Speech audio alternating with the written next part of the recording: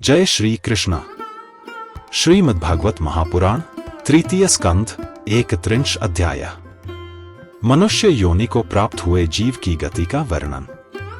श्री भगवान कहते हैं, माताजी, जब जीव को मनुष्य शरीर में जन्म लेना होता है तो वह भगवान की प्रेरणा से अपने पूर्व कर्मानुसार देह प्राप्ति के लिए पुरुष के वीर्यकण के द्वारा स्त्री के उदर में प्रवेश करता है।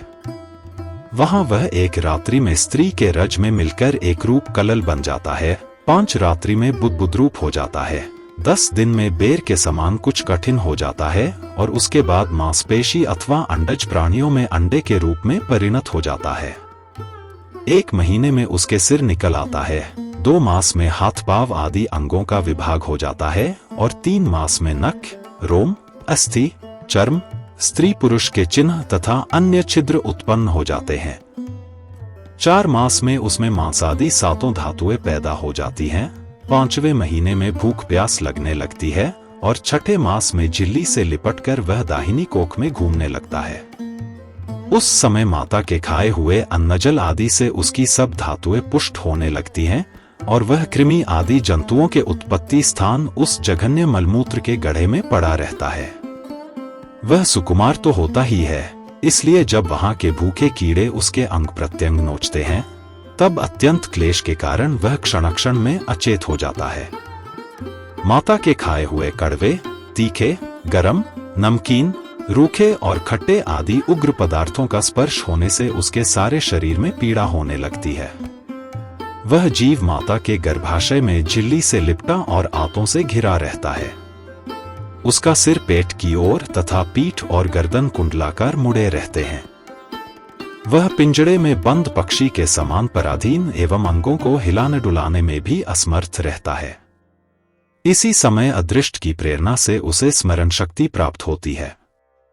तब अपने सैकड़ों जन्मों के कर्म याद आ जाते हैं और वह बेचैन हो जाता है तथा उसका दम घुटने लगता है। ऐसी अवस्था में उसे क्या शांति मिल सकती है।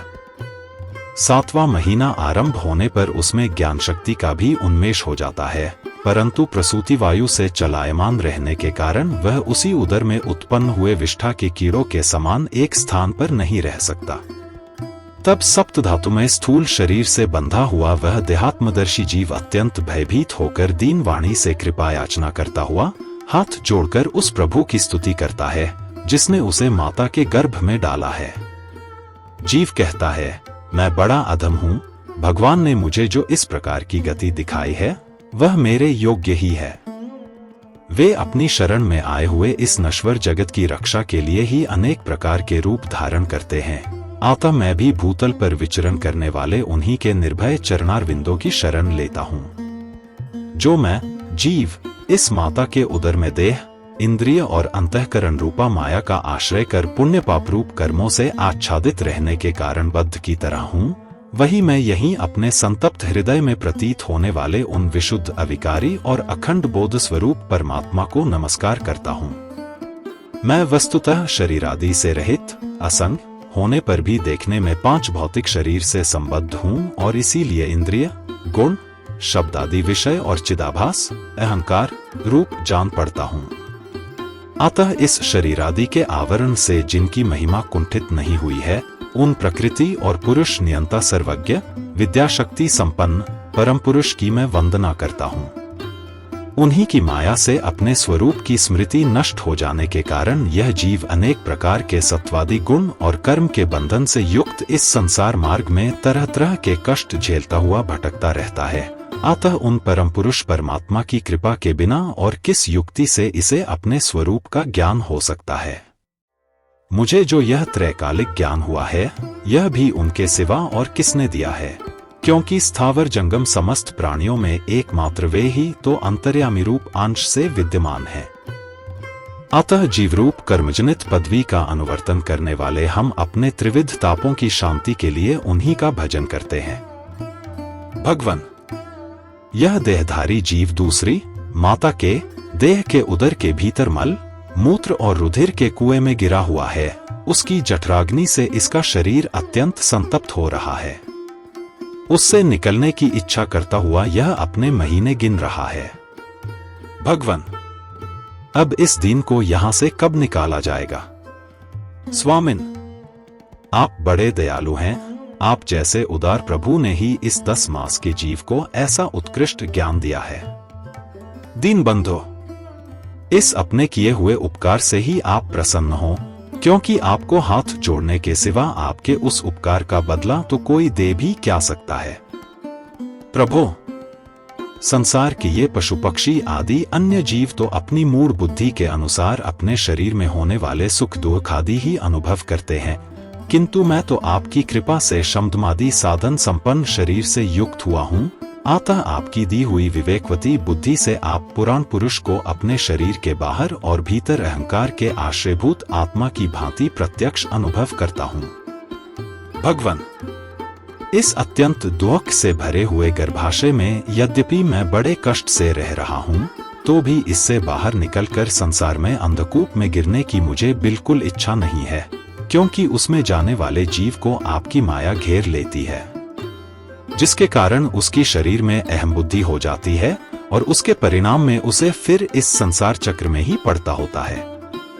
अतः मैं व्याकुलता को छोड़कर हृदय में श्री विष्णु भगवान के चरणों को स्थापित कर अपनी बुद्धि की सहायता से ही अपने को बहुत शीघ्र इस संसार रूप समुद्र के पार लगा दूंगा, जिससे मुझे अनेक प्रकार के दोषों से युक्त यह संसार दुख फिर न प्राप्त हो। कपिल देव जी कहते हैं, माता, वह 10 महीने का जीव गर्भ में ही जब इस प्रकार विवेक संपन्न होकर भगवान की स्तुति करता है, तब उस अधोमुख बालक को प्रसवकाल की वायु तत्काल बाहर आने के लिए ढकेलती है। उसके सहसा ढकेलने पर वह बालक अत्यंत व्याकुल हो नीचे सिर करके बड़े कष्ट से बाहर निकलता है। उस समय उसके श्वास की गति रुक जाती है और पूर्व स्मृति नष्ट हो जाती है। पृथ्वी पर माता के रुधिर और मूत्र में पड़ा हुआ वह बालक विष्ठा के कीड़े के समान छटपटाता है। उसका गर्भवास का सारा ज्ञान नष्ट हो जाता है और वह विपरीत गति, देहाभिमान रूप अज्ञान दशा को प्राप्त होकर बार बार जोर जोर से रोता है। फिर जो लोग उसका अभिप्राय नहीं समझ सकते, उनके द्वारा उसका पालन पोषण होता है। ऐसी अवस्था में उसे जो प्रतिकूलता प्राप्त होती है, उसका निषेध करने की शक्ति भी उसमें नहीं होती। जब उस जीव को शिशुवस्था में मैली कुचैली खाट पर सुला दिया जाता है, जिसमें खटमल आदि स्वेदज जीव चिपटे रहते हैं, तब उसमें शरीर को खुजलाने, उठाने अथवा करवट बदलने की सामर्थ्य न होने के कारण वह बड़ा कष्ट पाता है। उसकी त्वचा बड़ी कोमल होती है, उसे डांस, मच्छर और खटमल आदि उसी प्रकार काटते रहते हैं जैसे बड़े कीड़े को छोटे कीड़े। इस समय उसका गर्भावस्था का सारा ज्ञान जाता रहता है, सिवा रोने के वह कुछ नहीं कर सकता। इसी प्रकार बाल्य और पौगंडावस्थाओं के दुख भोग कर वह बालक युवावस्था में पहुंचता है। इस समय उसे यदि कोई इच्छित भोग नहीं प्राप्त होता, तो अज्ञानवश उसका क्रोध उद्दीप्त हो उठता है और वह शोकाकुल हो जाता है। देह के साथ ही साथ अभिमान और क्रोध बढ़ जाने के कारण वह कामपरवश जीव अपना ही नाश करने के लिए दूसरे कामी पुरुषों के साथ वैर ठानता है। खोटी बुद्धि वाला वह अज्ञानी जीव पंचभूतों से रचे हुए इस देह में मिथ्याभिनिवेश के कारण निरंतर मैं मेरेपन का अभिमान करने लगता है। जो शरीर इसे वृद्धावस्था आदि अनेक प्रकार के कष्ट ही देता है तथा अविद्या और कर्म के सूत्र से बंधा रहने के कारण सदा इसके पीछे लगा रहता है, उसी के लिए यह तरह तरह के कर्म करता रहता है, जिनमें बंध जाने के कारण इसे बार बार संसार चक्र में पड़ना होता है। सन्मार्ग में चलते हुए यदि इसका किन्हीं जिह्वा और उपस्थेंद्रिय के भोगों में लगे हुए विषी पुरुषों से समागम हो जाता है और यह उनमें आस्था करके उन्हीं का अनुगमन करने लगता है, तो पहले के समान ही फिर नारकी योनियों में पड़ता है, जिनके संग से इसके सत्य, शौच, बाहर भीतर की पवित्रता, दया, वाणी का संयम, बुद्धि, धन संपत्ति, लज्जा, यश, क्षमा, मन और इंद्रियों का संयम तथा ऐश्वर्य आदि सभी सद्गुण नष्ट हो जाते हैं। उन अत्यंत शोचनीय स्त्रियों के क्रीड़ा मृग, खिलौना, अशांत, मूढ़ और देहात्मदर्शी असत पुरुषों का संग कभी नहीं करना चाहिए, क्योंकि इस जीव को किसी और का संग करने से ऐसा मोह और बंधन नहीं होता, जैसा स्त्री और स्त्रियों के संगियों का संग करने से होता है। एक बार अपनी पुत्री सरस्वती को देखकर ब्रह्मा जी भी उसके रूप लावण्य से मोहित हो गए थे और उसके मृगी रूप होकर भागने पर उसके पीछे निर्लज्जता पूर्वक मृगरूप होकर दौड़ने लगे। उन्हीं ब्रह्मा जी ने मरीचि आदि प्रजापतियों की तथा मरीचि आदि ने कश्यप आदि की और कश्यप आदि ने देवमनुष्यादि प्राणियों की सृष्टि की। अतः इनमें एक ऋषि प्रवर नारायण को छोड़कर ऐसा कौन पुरुष हो सकता है जिसकी बुद्धि स्त्री रूपिणी माया से मोहित न हो। अहो, मेरी इस स्त्री रूपिणी माया का बल तो देखो, जो अपने भ्रुकुटिविलास मात्र से बड़े बड़े दिग्विजयी वीरों को पैरों से कुचल देती है। जो पुरुष योग के परम पद पर आरूढ़ होना चाहता हो अथवा जिसे मेरी सेवा के प्रभाव से आत्मात्मा का विवेक हो गया हो, वह स्त्रियों का संग कभी न करे, क्योंकि उन्हें ऐसे पुरुष के लिए नरक का खुला द्वार बताया गया है।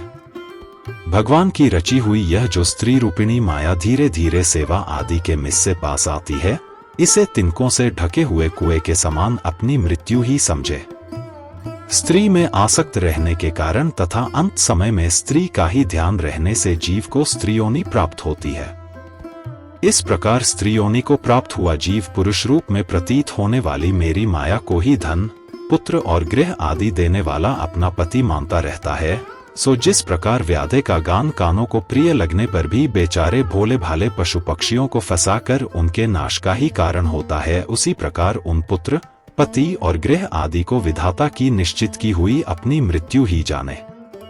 देवी, जीव के उपाधिभूत लिंग देह के द्वारा पुरुष एक लोक से दूसरे लोक में जाता है और अपने प्रारब्ध कर्मों को भोगता हुआ निरंतर अन्य देहों की प्राप्ति के लिए दूसरे कर्म करता रहता है।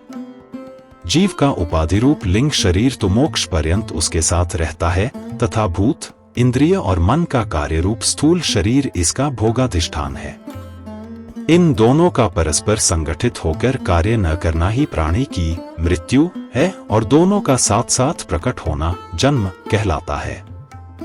पदार्थों की उपलब्धि के स्थान रूप इस स्थूल शरीर में जब उनको ग्रहण करने की योग्यता नहीं रहती, यह उसका मरण है और यह स्थूल शरीर ही मैं हूँ इस अभिमान के साथ उसे देखना उसका जन्म है।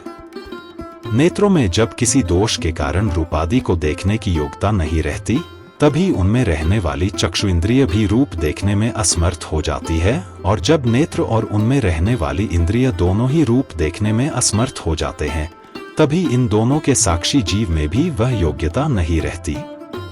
अतः मुमुक्ष पुरुष को मरणादि से भय, दीनता अथवा मोह नहीं करना चाहिए। उसे जीव के स्वरूप को जानकर धैर्यपूर्वक निःसंग भाव से विचरना चाहिए तथा इस मायामय संसार में योग वैराग्य युक्त सम्यक ज्ञानमयी बुद्धि से शरीर को निक्षेप धरोहर की भांति रखकर उसके प्रति अनासक्त रहते हुए विचरण करना चाहिए। श्रीमद्भागवत महापुराण तृतीय स्कंध द्वात्रिंश अध्याय। धूम मार्ग और अर्चिरादि मार्ग से जाने वालों की गति का और भक्ति योग की उत्कृष्टता का वर्णन।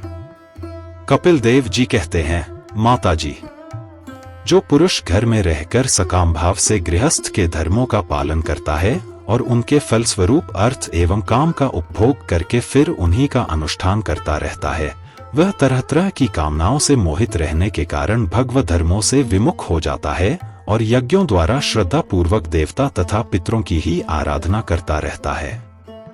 उसकी बुद्धि उसी प्रकार की श्रद्धा से युक्त रहती है, देवता और पितर ही उसके उपास्य रहते हैं, अतः वह चंद्रलोक में जाकर उनके साथ सोमपान करता है और फिर पुण्य क्षीण होने पर इसी लोक में लौट आता है। जिस समय प्रलयकाल में शेषशायी भगवान शेषशय्या पर शयन करते हैं, उस समय सकाम गृहस्थाश्रमियों को प्राप्त होने वाले ये सब लोक भी लीन हो जाते हैं। जो विवेकी पुरुष अपने धर्मों का अर्थ और भोग विलास के लिए उपयोग नहीं करते, बल्कि भगवान की प्रसन्नता के लिए ही उनका पालन करते हैं, वे अनासक्त, प्रशांत, शुद्ध चित्त, निवृत्ति धर्मपरायण, ममता रहित और अहंकार शून्य पुरुष स्वधर्म पालन रूप सत्व गुण के द्वारा सर्वथा शुद्ध चित्त हो जाते हैं। वे अंत में सूर्य मार्ग, आर्ची मार्ग या देवयान के द्वारा सर्वव्यापी पूर्ण पुरुष श्रीहरि को ही प्राप्त होते हैं, जो कार्य कारण रूप जगत के नियंता, संसार के उपादान कारण और उसकी उत्पत्ति, पालन एवं सहार करने वाले हैं। जो लोग परमात्म दृष्टि से हिरण्यगर्भ की उपासना करते हैं, वे दो परार्ध में होने वाले ब्रह्मा जी के प्रलय पर्यंत उनके सत्यलोक में ही रहते हैं। जिस समय देवतादि से श्रेष्ठ ब्रह्मा जी अपने द्विपरार्ध काल के अधिकार को भोग कर पृथ्वी, जल, अग्नि, वायु, आकाश, मन, इंद्रिय, उनके विषय, शब्दादि और अहंकारादि के सहित संपूर्ण विश्व का संहार करने की इच्छा से त्रिगुणात्मक प्रकृति के साथ एकरूप होकर निर्विशेष परमात्मा में लीन हो जाते हैं, उस समय प्राण और मन को जीते हुए वे विरक्त योगीगण भी देह त्याग कर उन भगवान ब्रह्मा जी में ही प्रवेश करते हैं और फिर उन्हीं के साथ परमानंद स्वरूप पुराण पुरुष पर ब्रह्म में लीन हो जाते हैं। इससे पहले वे भगवान में लीन नहीं हुए, क्योंकि अब तक उनमें अहंकार शेष था। इसलिए माता जी, अब तुम भी अत्यंत भक्तिभाव से उन श्रीहरि की ही चरण शरण में जाओ।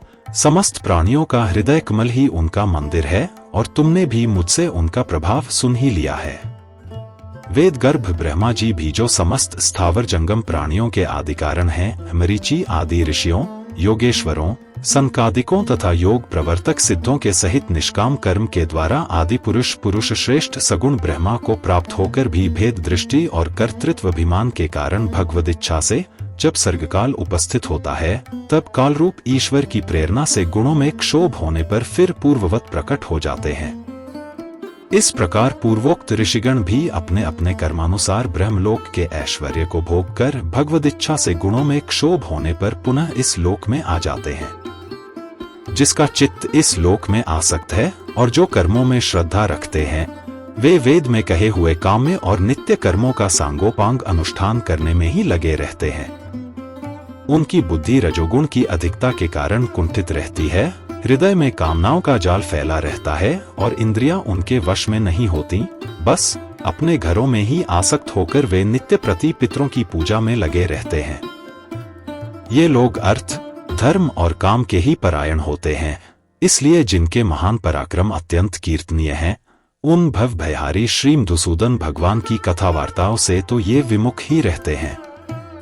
हाय, विष्ठा भोगी कुकर आदि जीवों के विष्ठा चाहने के समान जो मनुष्य भगवत कथामृत को छोड़कर निंदित विषय वार्ताओं को सुनते हैं, वे तो अवश्य ही विधाता के मारे हुए हैं। उनका बड़ा ही मंद भाग्य है। गर्भाधान से लेकर अंत्येष्टि तक सब संस्कारों को विधि पूर्वक करने वाले ये सकाम कर्मी सूर्य से दक्षिण ओर के पितृयान या धूम मार्ग से पितृश्वर अर्यमा के लोक में जाते हैं और फिर अपनी ही संतति के वंश में उत्पन्न होते हैं। माता जी, पितृलोक को भोग लेने पर जब उनके पुण्य क्षीण हो जाते हैं, तब देवता लोग उन्हें वहां के ऐश्वर्य से च्युत कर देते हैं और फिर उन्हें विवश होकर तुरंत ही इस लोक में गिरना पड़ता है। इसलिए माता जी, जिनके चरण कमल सदा भजने योग्य हैं, उन भगवान का तुम उन्हीं के गुणों का आश्रय लेने वाली भक्ति के द्वारा सब प्रकार से मन, वाणी और शरीर से भजन करो। भगवान वासुदेव के प्रति किया हुआ भक्ति योग तुरंत ही संसार से वैराग्य और ब्रह्मा साक्षात्कार रूप ज्ञान की प्राप्ति करा देता है। वस्तुतः सभी विषय भगवद रूप होने के कारण समान हैं। अतः जब इंद्रियों की वृत्तियों के द्वारा भी भगवत भक्त का चित्त उनमें प्रिय रूप विष्ठा का अनुभव नहीं करता, सर्वत्र भगवान का ही दर्शन करता है, तो उसी समय वह संग्रहित, सब में समान रूप से स्थित, त्याग और ग्रहण करने योग्य, दोष और गुणों से रहित, अपनी महिमा में आरूढ़ अपने आत्मा का ब्रह्म रूप से साक्षात्कार करता है। वही ज्ञान स्वरूप है, वही पर ब्रह्म है, वही परमात्मा है, वही ईश्वर है, वही पुरुष है, वही एक भगवान स्वयं जीव, शरीर, विषय, इंद्रियों आदि अनेक रूपों में प्रतीत होता है। संपूर्ण संसार में आसक्ति का अभाव हो जाना, बस यही योगियों के सब प्रकार के योग साधन का एकमात्र अभीष्ट फल है। ब्रह्मा एक है, ज्ञान स्वरूप और निर्गुण है, तो भी वह बाह्य वृत्तियों वाली इंद्रियों के द्वारा भ्रांतिवश शब्दादि धर्मों वाले विभिन्न पदार्थों के रूप में भास रहा है। जिस प्रकार एक ही पर ब्रह्म महतत्व, वैकारिक, राजस और तामस तीन प्रकार का अहंकार, पंच महाभूत एवं 11 इंद्रिय रूप बन गया है और फिर वही स्वयं प्रकाश इनके संयोग से जीव कहलाया, उसी प्रकार उस जीव का शरीर रूप यह ब्रह्मांड भी वस्तुतः ब्रह्मा ही है, क्योंकि ब्रह्मा से ही इसकी उत्पत्ति हुई है। किंतु इसे ब्रह्मरूप वही देख सकता है जो श्रद्धा, भक्ति और वैराग्य तथा निरंतर के योगाभ्यास के द्वारा एकाग्रचित्त और असंग बुद्धि हो गया है। पूजनीय माता जी, मैंने तुम्हें यह ब्रह्मा साक्षात्कार का साधन रूप ज्ञान सुनाया। इसके द्वारा प्रकृति और पुरुष के यथार्थ स्वरूप का बोध हो जाता है। देवी, निर्गुण ब्रह्म विषय ज्ञान योग और मेरे प्रति किया हुआ भक्ति योग, इन दोनों का फल एक ही है। उसे ही भगवान कहते हैं। जिस प्रकार रूप, रस एवं गंध आदि अनेक गुणों का आश्रयभूत एक ही पदार्थ भिन्न भिन्न इंद्रियों द्वारा विभिन्न रूप से अनुभूत होता है, वैसे ही शास्त्र के विभिन्न मार्गों द्वारा एक ही भगवान की अनेक प्रकार से अनुभूति होती है। नाना प्रकार के कर्मकलाप, यज्ञ, दान, तप, वेदाध्ययन, वेद विचार, मीमांसा, मन और इंद्रियों के संयम, कर्मों के त्याग, विविध अंगों वाले योग, भक्ति योग, निवृत्ति और प्रवृत्ति रूप सकाम और निष्काम दोनों प्रकार के धर्म, आत्म तत्व के ज्ञान और दृढ़ वैराग्य, इन सभी साधनों से सगुण निर्गुण रूप स्वयं प्रकाश भगवान को ही प्राप्त किया जाता है। माताजी, सात्विक, राजस, तामस और निर्गुण भेद से 4 प्रकार के भक्ति योग का, और जो प्राणियों के जन्मादि विकारों का हेतु है तथा जिसकी गति जानी नहीं जाती, उस काल का स्वरूप मैं तुमसे कह ही चुका हूं। देवी, अविद्याजनित कर्म के कारण जीव की अनेकों गतियां होती हैं, उनमें जाने पर वह अपने स्वरूप को नहीं पहचान सकता।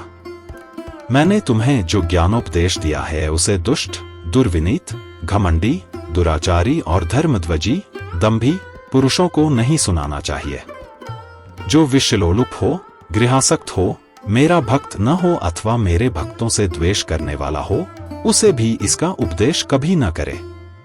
जो अत्यंत श्रद्धालु, भक्त, विनयी, दूसरों के प्रति दोष दृष्टि न रखने वाला, सब प्राणियों से मित्रता रखने वाला, गुरु सेवा में तत्पर, बाह्य विषयों में अनासक्त, शांतचित्त, मत्स्य शून्य और पवित्र चित्त हो तथा मुझे परम प्रियतम मानने वाला हो, उसे इसका अवश्य उपदेश करे। मां, जो पुरुष मुझ में चित्त लगाकर इसका श्रद्धा पूर्वक एक बार भी श्रवण या कथन करेगा, वह मेरे परम पद को प्राप्त होगा। श्रीमद्भागवत महापुराण, तृतीय स्कंध, त्रयस्त्रिंश अध्याय। देवहूति तत्वज्ञान एवं मोक्ष पद की प्राप्ति। मैत्रेय जी कहते हैं, विदुर जी, श्रीकपिल भगवान के ये वचन सुन देवहूति को कर कर्दम जी की प्रिय पत्नी माता देवहूति के मोह का पर्दा फट गया और वे तत्व प्रतिपादक सांख्य शास्त्र के ज्ञान की आधार भूमि भगवान श्रीकपिल जी को प्रणाम करके उनकी स्तुति करने लगी। देवहूति जी ने कहा, कपिल जी, ब्रह्मा जी आपके ही नाभिकमल से प्रकट हुए थे। उन्होंने प्रलयकालीन जल में शयन करने वाले आपके पंचभूत, इंद्रिय, शब्दादि विषय और मनोमय विग्रह का, जो सत्वादि गुणों के प्रवाह से युक्त सत्स्वरूप और कार्य एवं कारण दोनों का बीज है, ध्यान ही किया था। आप निष्क्रिय, सत्य संकल्प, संपूर्ण जीवों के प्रभु तथा सहस्रों अचिंत्य शक्तियों से संपन्न हैं। अपनी शक्ति को गुण प्रवाह रूप से ब्रह्मादि अनंत मूर्तियों में विभक्त करके उनके द्वारा आप स्वयं ही विश्व की रचना आदि करते हैं। नाथ, यह कैसी विचित्र बात है कि जिनके उदर में प्रलयकाल आने पर यह सारा प्रपंच लीन हो जाता है और जो कल्पांत में मायामय बालक का रूप धारण कर अपने चरण का अंगूठा चूसते हुए अकेले ही वट वृक्ष के पत्ते पर शयन करते हैं, उन्हीं आपको मैंने गर्भ में धारण किया। विभो, आप पापियों का दमन और अपने आज्ञाकारी भक्तों का अभ्युदय एवं कल्याण करने के लिए स्वेच्छा से देह धारण किया करते हैं। अतः जिस प्रकार आपके वराह आदि अवतार हुए हैं, उसी प्रकार यह कपिलावतार भी मुमुक्षुओं को ज्ञान मार्ग दिखाने के लिए हुआ है। भगवान, आपके नामों का श्रवण या कीर्तन करने से तथा भूले भटके कभी कभी आपका वंदन या स्मरण करने से ही कुत्ते का मांस खाने वाला चांडाल भी सोम्याजी ब्राह्मण के समान पूजनीय हो सकता है, फिर आपका दर्शन करने से मनुष्य कृत्य हो जाए, इसमें तो कहना ही क्या है। अहो, वह चांडाल भी इसी में सर्वश्रेष्ठ है कि उसकी जिह्वा के अग्रभाग में आपका नाम विराजमान है। जो श्रेष्ठ पुरुष आपका नाम उच्चारण करते हैं, उन्होंने तप, हवन, तीर्थ स्थान, सदाचार का पालन और वेदाध्ययन सब कुछ कर लिया। कपिल देव जी, आप साक्षात पर ब्रह्म हैं, आप ही परम पुरुष हैं। वृत्तियों के प्रवाह को अंतर्मुख करके अंतःकरण में आपका ही चिंतन किया जाता है। आप अपने तेज से माया के कार्य गुण प्रवाह को शांत कर देते हैं तथा आपके ही उदर में संपूर्ण वेद तत्व निहित है। ऐसे साक्षात विष्णु स्वरूप आपको मैं प्रणाम करती हूँ।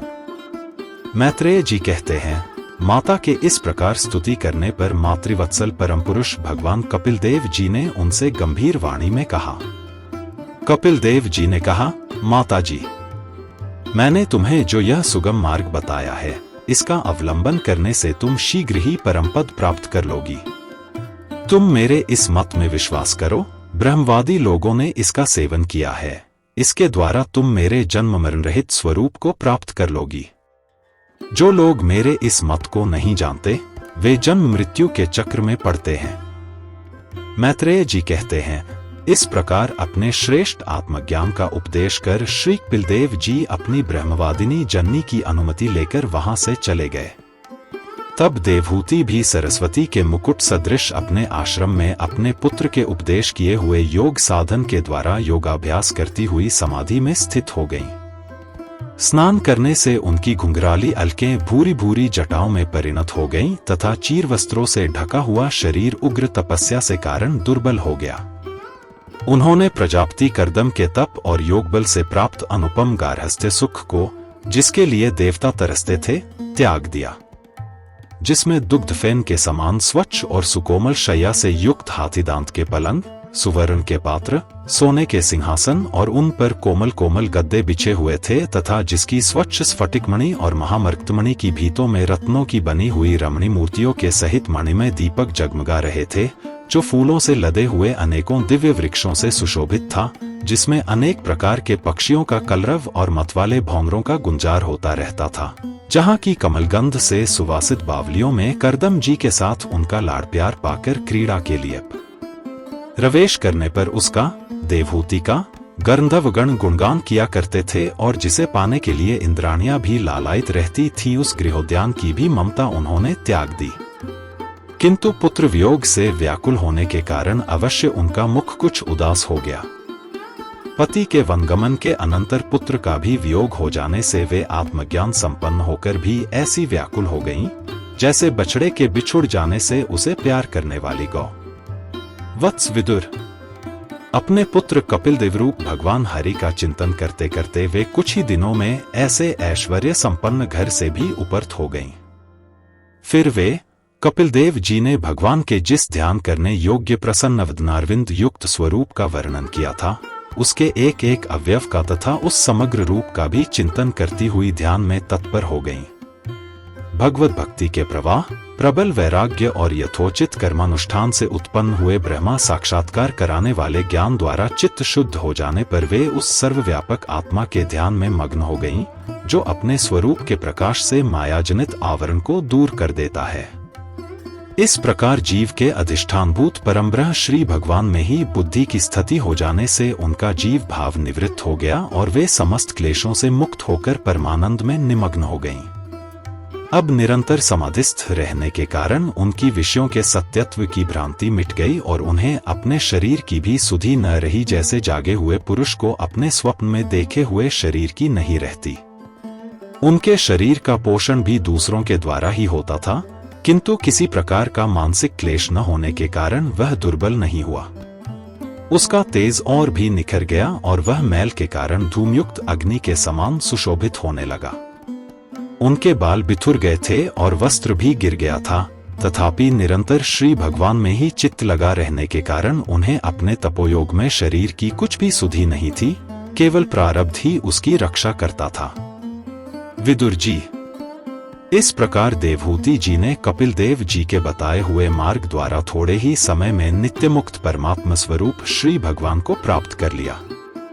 वीरवर, जिस स्थान पर उन्हें सिद्धि प्राप्त हुई थी, वह परम पवित्र क्षेत्र त्रिलोकी में सिद्धपद नाम से विख्यात हुआ। साधु स्वभाव विदुर जी, योग साधन के द्वारा उनके शरीर के सारे दैहिक मल दूर हो गए थे। वह एक नदी के रूप में परिणत हो गया, जो सिद्धगण से सेवित और सब प्रकार की सिद्धि देने वाली है। महायोगी भगवान कपिल जी भी माता की आज्ञा ले पिता के आश्रम से ईशान कोण की ओर चले गए। वहां स्वयं समुद्र ने उनका पूजन करके उन्हें स्थान दिया। वे तीनों लोकों को शांति प्रदान करने के लिए योग मार्ग का अवलंबन कर समाधि में स्थित हो गए हैं। सिद्ध, चारण, गंधर्व, मुनि और अप्सरागण उनकी स्तुति करते हैं तथा सांख्याचार्यगण भी उनका सब प्रकार स्तवन करते रहते हैं। निष्पाप विदुर जी, तुम्हारे पूछने से मैंने तुम्हें यह भगवान कपिल और देवहूति का परम पवित्र संवाद सुनाया। यह कपिल देव जी का मत अध्यात्म योग का गूढ़ रहस्य है। जो पुरुष इसका श्रवण या वर्णन करता है वह भगवान गरुड़ ध्वज की भक्ति से युक्त होकर शीघ्र ही श्रीहरि के चरणारविंदों को प्राप्त करता है। इस प्रकार श्रीमद्भागवत महापुराण तृतीय स्कंध के 33 अध्याय समाप्त हुए।